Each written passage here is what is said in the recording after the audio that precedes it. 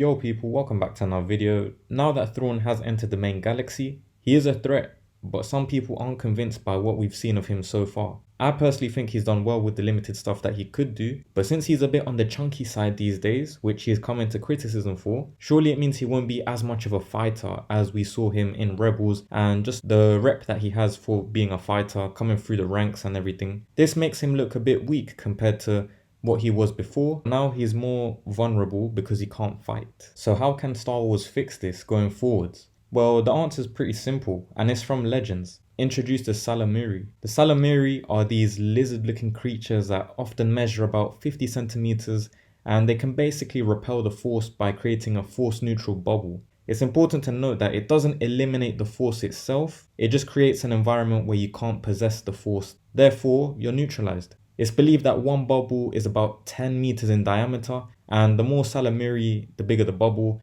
which is said to be able to expand across several kilometers depending on the amount of Ysalamiri. Think of it as Superman's kryptonite. These creatures are usually located on these trees, and they're very difficult to remove from the trees, as they usually dig their claws, and that's where they get their nutrients from. Basically have to kill them to remove them. In Legends, however, Thrawn finds a way to remove them. He uses them to protect himself against the clone of the Dark Jedi Master Joruus C'baoth. Thrawn also uses them for cloning, as he created his own clone army, and as we've seen in content like The Force Unleashed, the Force would make clones which were created too quickly become insane and mentally unstable. Thrawn then decided to put Ysalamiri across the entire cloning facility to prevent the madness side effect from kicking in, as we've seen in the past. He managed to create an army that would have taken years to make in months. In Legends, Thrawn also discovers Mount Tantiss, which is the same cloning facility that we were being shown in the Bad Batch Season 1 and 2. And this could all tie into maybe a bit of Thrawn eventually by the end of Season 3 of the Bad Batch.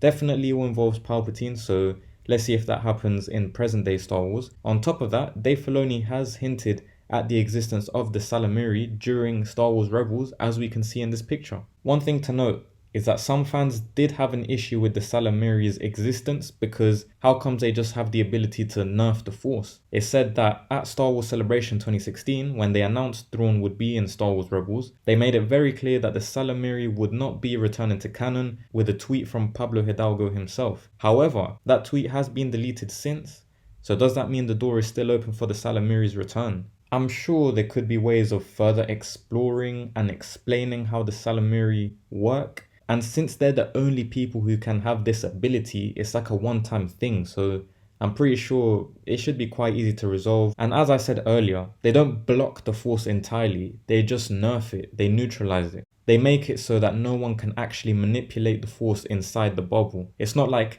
they nerf someone and then they carry on using it, no, it nerfs everyone.